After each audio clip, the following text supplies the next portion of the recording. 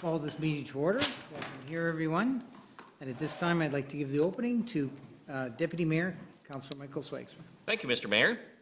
Last Friday, together with other members of council, I had the privilege of attending the Mennonite Heritage Village Gala. The guest speaker was none other than former Provence MP, Jake Epp. Jake Epp hardly needs an introduction. Not only did he serve as Provence MP from 1972 to 1993, but he also held high-profile cabinet positions such as National Health and Welfare, Indian Affairs and Northern Development, and Energy, Mines and Resources. Prior to becoming an MP, Epp served on Steinbach Town Council and was a high school history teacher. Simply put, the man is a living legend. When I heard that Epp would be speaking at the MHV Gala, I knew that I had to attend, and I was not disappointed. Epp started his speech by apologizing for his weak voice and said that he suspected that it had something to do with aging. That was a somewhat humorous understatement, since Epp is 85 years old. However, while his voice might have been wavering, his insight and wisdom remained as sharp as ever. For the first part of his speech, Epp took his audience on a trip down memory lane. He spoke about growing up in Steinbach during the 1940s, when World War II was raging. Interestingly, Epp was born on September 1st, 1939, the same day that Germany invaded Poland and World War II began. Epp also talked about his past political activities. In 1958, when Epp was only 18 years old, he helped organize Prime Minister John Diefenbaker's first visit to Steinbach. One of his tasks consisted of clearing old tires from the venue so that it could be used for a huge political rally. In 1970, at the age of 31, Epp was elected to town council. Epp mentioned in his speech that Mayor A.D. Penner later appointed him deputy mayor. It wasn't too long after that that Epp ran for Parliament and became the first Mennonite to serve in the House of Commons. Epp also spoke about some of the people who had the most impact on his life.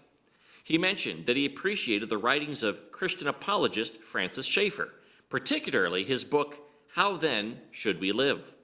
This is a book that's been meaningful to me as well, since Schaeffer did an excellent job of highlighting the importance of Christians getting involved in public affairs. It's important to remember that Epp broke new ground when he ran for Parliament in 1972. Many Mennonite churches strongly discouraged any form of political involvement, while others banned it entirely. No doubt Epp dealt with a lot of naysayers at the time. However, I think that Epp proved that it is possible for Christians to enter politics without sacrificing their personal faith or their ethics. Epp also mentioned that one of his heroes was former Prime Minister John Diefenbaker. Now, those who know me know that I, too, am a huge Diefenbaker fan.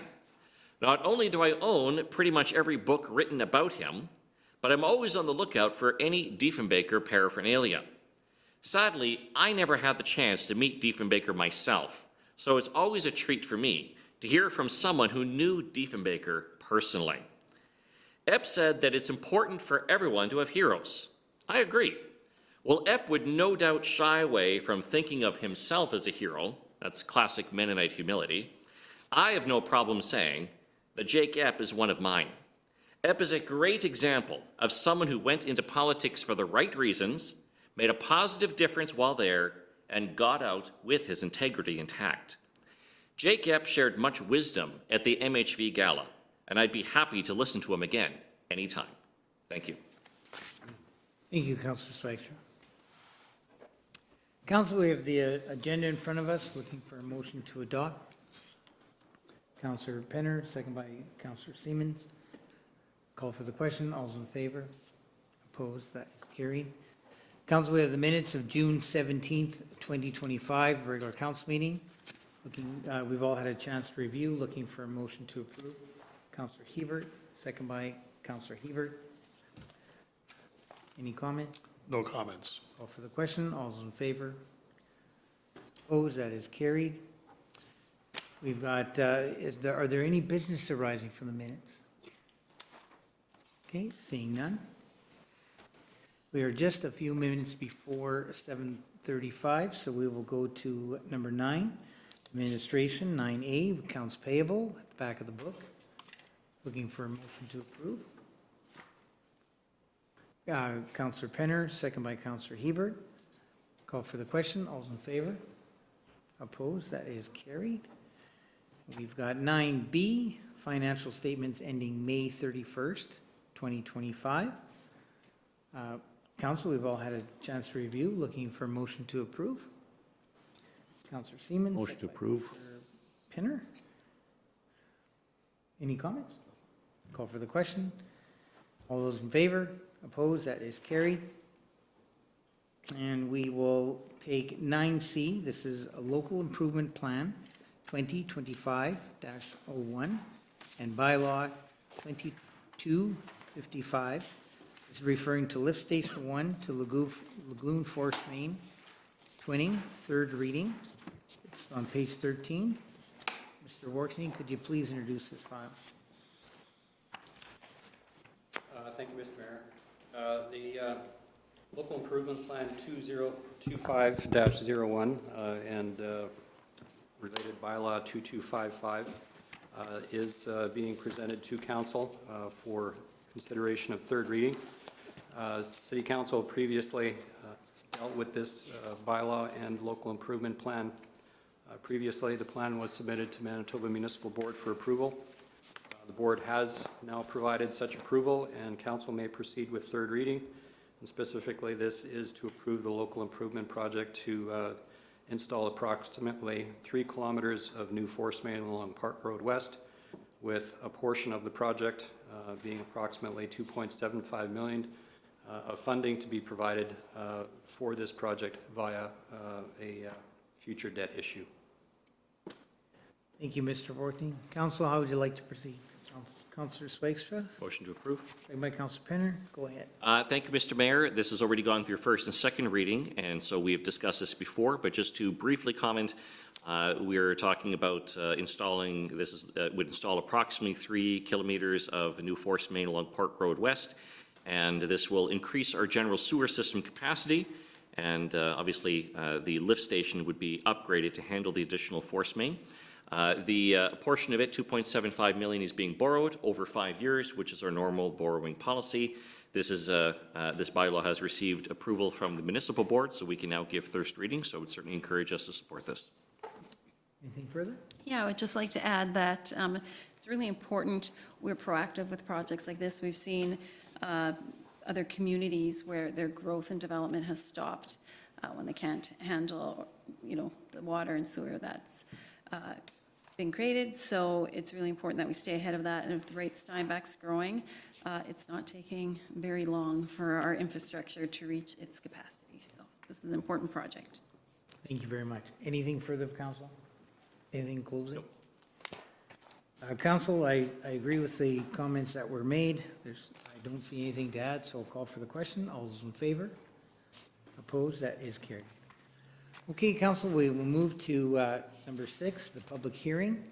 The Conditional Use CU-2025-02 is referring to number 16 Pioneer Road. It's on page 3 of the agenda package. At this time, I will close the council meeting, open the public hearing. Mr. Workteam, could you please introduce this file? Thank you, Mr. Mayor. Application for conditional use file CU-2025-02 for 16 Pioneer Road. The owner of the property is Association for Community Living Steinbach Branch, Inc., with the applicant for the conditional use being Adult and Teen Challenge of Canada.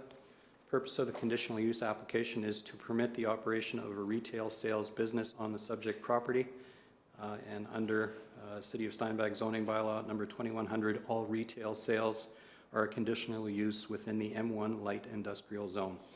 Notices, as are required under the Planning Act, have been issued. There is no written correspondence on file. Both city engineer and city planner have provided comments in addition to my report. And generally, the applicant does propose to relocate an existing retail thrift store presently located on Main Street in Steinbach to this location. A structure of approximately 23,000 square feet is present on the site.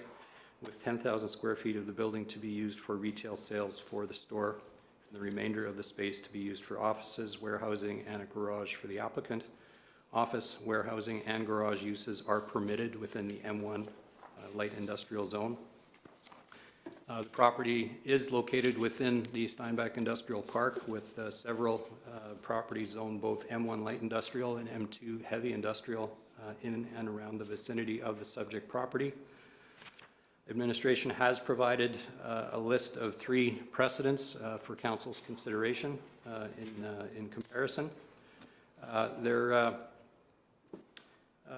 With respect to this particular property, the level of servicing is consistent with what was acceptable at the time of the original development of this site, which was several decades ago, and as such is serviced with sewer and water. However, it is gravel surface roadway, and the actual site itself is an unpaved parking lot. Should council be prepared to consider approval, those particular levels of service, it is recommended that council take those into consideration, subject to any potential approval. However, regardless of council's decision with that component of the application, should council choose to approve the application, it is recommended that approval of the conditional use would be under the condition that the applicant, should the applicant ever cease any retail sales on the property, the conditional use would expire. And also pursuant to the report by the city engineer, the existing water service for the site is undersized, as is required under the M1 light industrial zone. Recommendation from administration is that any such approval be conditional upon upgrading the water service to the subject property to the required minimum 2-inch line size. Thank you, Mr. Workney. Is the applicant here today? Yep. Do you wish to speak? Sure. Okay, take the podium. I know you've been here before, but state your name, address, Come on up, Daniel. and then continue. Mike Fast, just representing Adult and Teen Challenge and Association for Community Living Steinbach Branch. A little bit of both. And Daniel Emond of Adult and Teen Challenge of Central Canada, and 75 Westview is our local address. Okay, thank you. Yeah, it was a good introduction. Thanks, Troy. I don't know if there's a ton more to say. The upgrading to the line size to the 2-inch, I guess that's new to us. We hadn't heard that yet, but the one concern there is that I think that as you go up in those water main sizes, the minimum use, whatever that is, the fee that comes with it, it can be much more major. I think there's each the size that goes up, the minimum, what is it? The minimum bill gets much bigger. So, and these guys certainly wouldn't need a larger service than what's there. So that would be the only thing I think that I guess is a surprise. Okay. Okay. Are the council any questions for the, go ahead, Councillor. Thank you, Mr. Mayor. Mr. Pass, could you just talk a little bit more about the rationale for this location and why you feel that this is a good use? So if you could just sort of spell it out a little bit in terms of why this location, why is this a good fit? It's a good fit. The location for it is ideal because they have a facility that's not that far away where the applicants or the people that are at that facility could come and operate and work at this facility. It's a walkable distance, which is a big deal, especially for folks that don't necessarily have cars that might be serviced at those facilities. So that's very, very nice. And it's difficult to find something where you can operate in an economical fashion. It's something that they'd like to purchase, and this is an area of town that, you know, you're not paying a huge premium to necessarily be there. The other thing that's nice is it fits a couple of needs that they have. It's not just a thrift store. They've got a big garage that they'll certainly be able to use. And they have, you know, a number of, there's probably about 5,000 square feet of office space that can be utilized as well. So it's not just fitting one part of the need. It's checking quite a few of those boxes. Ben? Yeah, I would agree with that. It's, it really does meet, it's kind of actually perfect size and location, and it meets all of the needs to run our program, not just a thrift store. It's to have an office that's already renovated and ready to go, where we can just move and continue to run our programs. That's very, very good for us. And to be able to not have to do too many renovations, because the cost of moving itself is great. And then to have to do, or to wait for something new to be built and all that, this just really, really fits really well. And that's why we're requesting the conditional use. Anything further, council? Okay, thank you very much. You can be seated. Is there anyone here with comments, questions, or objections to this file? I'm seeing none, but I will ask again. Is there anyone here with comments, questions, or objections to this file?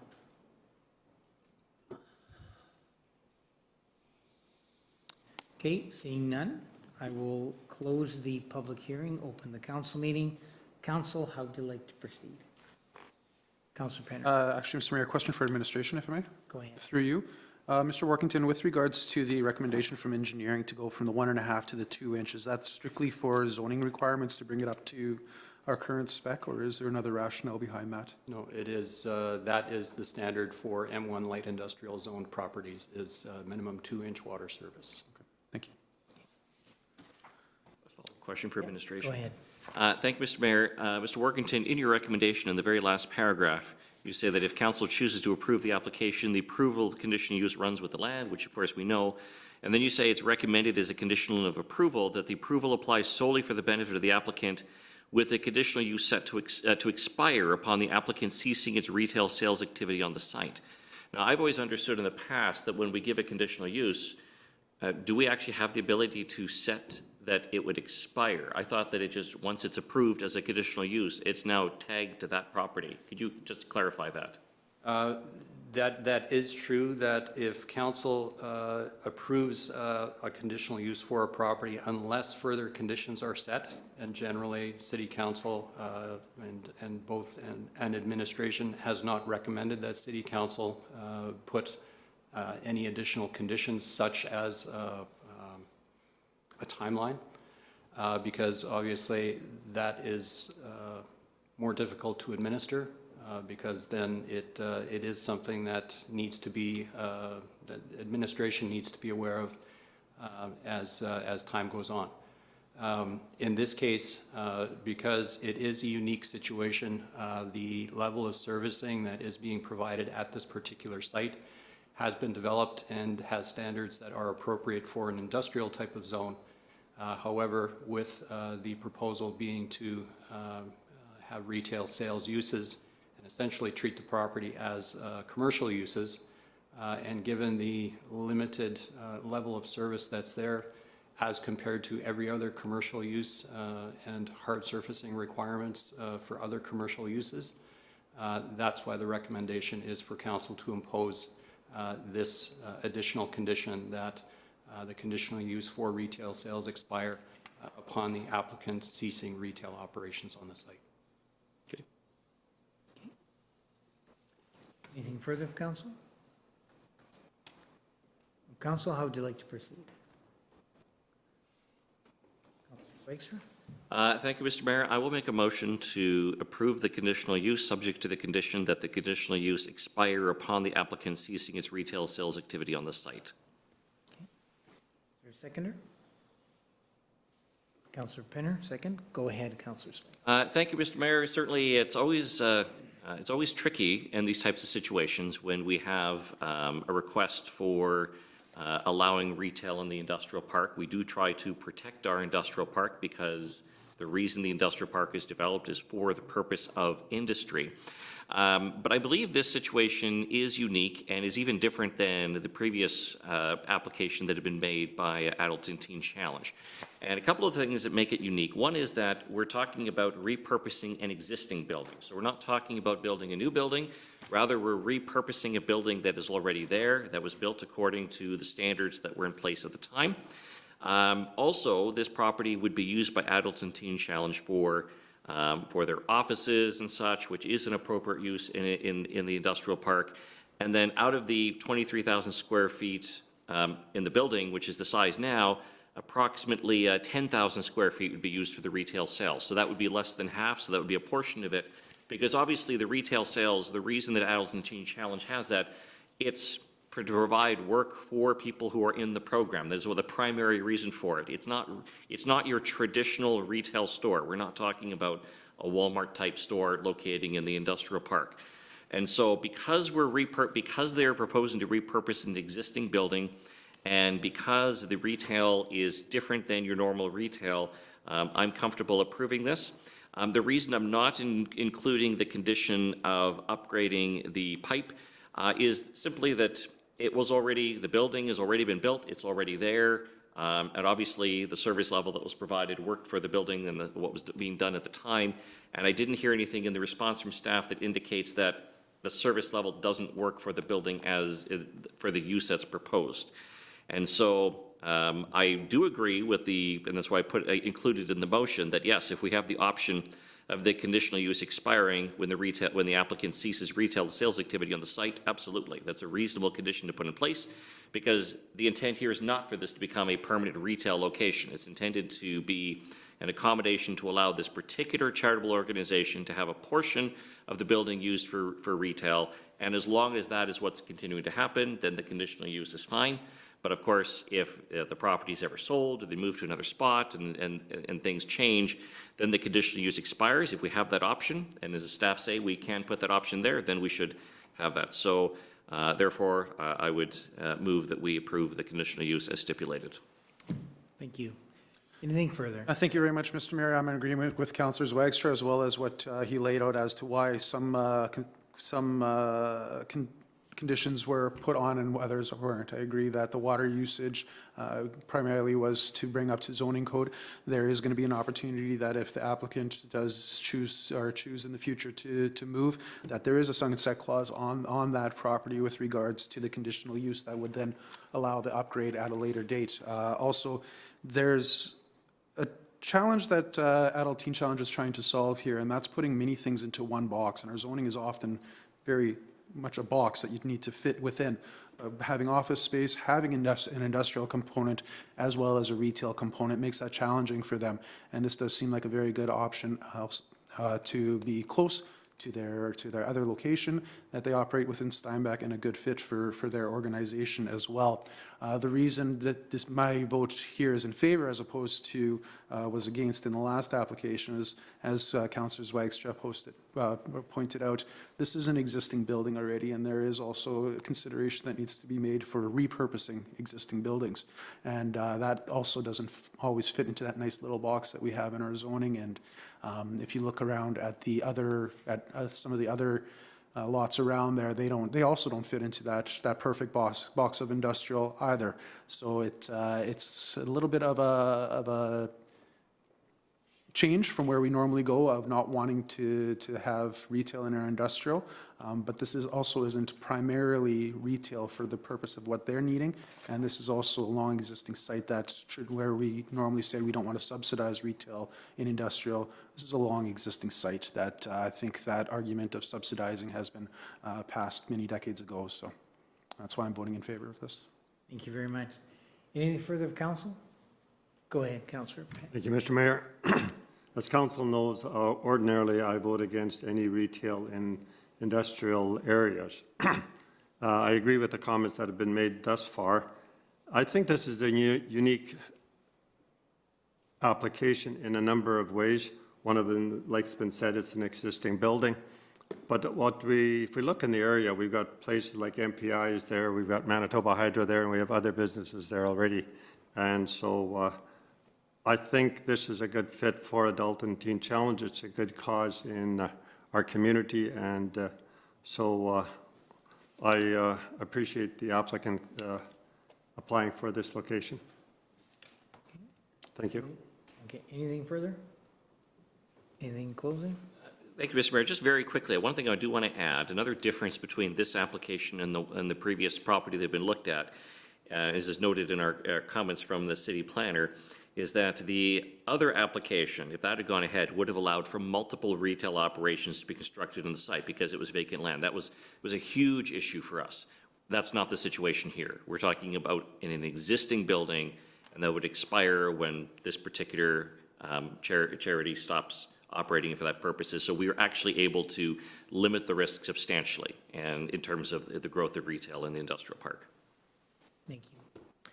Well, council, I will support this as well. This is very different than the last application, and I think this one's going to work. For all the reasons that have been said, I won't restate them. They've all been said very eloquently, and we'll go right to the question. Call for the question. All those in favor? Opposed? That is carried. Thank you.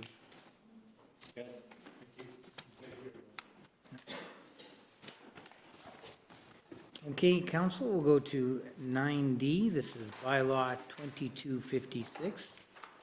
This is referring to event center debt issue. It's on page 23. Mr. Workney, could you please introduce this part?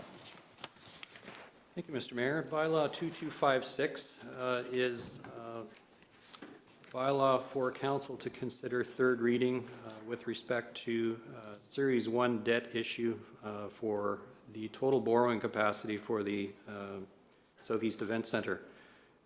City Council has approved a total of $12.5 million of debt financing for this project, and Council previously gave second reading to this bylaw that authorizes the city to actually issue approximately, or to issue 7.5 million of that total debt authority, and with the debt to be arranged with the Royal Bank of Canada. The particular debt that was negotiated is for a 5-year term at a rate of 3.8% interest per year. After second reading, this bylaw was submitted to the Manitoba Municipal Board for review and approval. That approval has now been provided by the board, subject to 2 amendments that are noted on page 28. And those amendments are strictly administrative in nature. Administration has no concerns with the proposed amendments. Recommendation is for council to give bylaw 2256 third reading. Thank you, Mr. Workney. Council, how would you like to proceed? Councillor Siemens, Motion to approve. second by Councillor Hebert. Go ahead, Councillor Siemens. Thank you, Mr. Mayor. This is a third reading, so we've discussed this twice already, and it was approved at each step, and then it had to go to municipal board for approval, and they have approved it, so this is the final step in borrowing $7.5 million for the event center project. I believe this is the last borrowing for it, and that'll, once this is paid off, potentially in 2030, then the event center will be paid off. When we budgeted this, initially we had an interest rate of 7%. We actually got it for almost half of that, at 3.8% over a 5-year term, which is our normal borrowing. We're very fortunate that we're able to do that. That is part of our policy. So this is good news that we can do this, and it's better news that we can actually accomplish it in a 5-year term. Thank you. Anything further, Councillor Hebert? Thank you, Mr. Mayor. This is the final step of borrowing for the event center, and we've all seen the event center, and it's a beautiful building. And to have interest rates at 3.8 is a pretty good interest rate. So no, I have no problem approving this. I think it's a good deal. Thank you. Thank you. Anything further of council? Anything closing? Call for the question. All those in favor? Opposed? That is carried. Got 9E. We've got excavator licenses. Looking for a motion to approve on page 30. Councillor Penner, second by Councillor Hebert. Any comments? It's just a routine thing we do, even though we're not exactly sure why it needs to be addressed. Anything further? Nothing further. Thank you. Anything further, council? Call for the question. All those in favor? Opposed? That is carried. Are there any questions of council today? Any questions? Okay, seeing none, we'll move to correspondence petitions. We got 11A. This is FCM Funding Decision, the enhanced tree canopy coverage at the Southeast Event Center. We were successful in getting a grant for the amount of $46,170 for planting trees on the events. Yes. Through you, Mr. Mayor, to administration, have these trees been planted already, or are these for future plants? These will be for the plantings that are coming up with the east parking lot that is just being built this summer. Okay, thank you. Okay. So these are all new trees to be added to our canopy in the city. So, council, how would you like to take this information? We've got 11B. This is a funding decision again. This is from FCM, Climate Risk Assessment and the creation of a climate adaptive plan. So council, we've just received a letter letting us know that we've been approved for the grant up to $70,000. How would you like to proceed? Take this information at this time? Okay. And we've got 11C, this is the Saint Rat Roseau Watershed District. This is the minutes of May 20th, 2025. It starts on page 35. Council, how would you like to proceed? Take his information. Please. Okay. Council, there's no other business. Looking for motion to adjourn. Councilor Hebert, second by Councilor Siemens. Call for the question. All those in favor? Opposed? That is carried.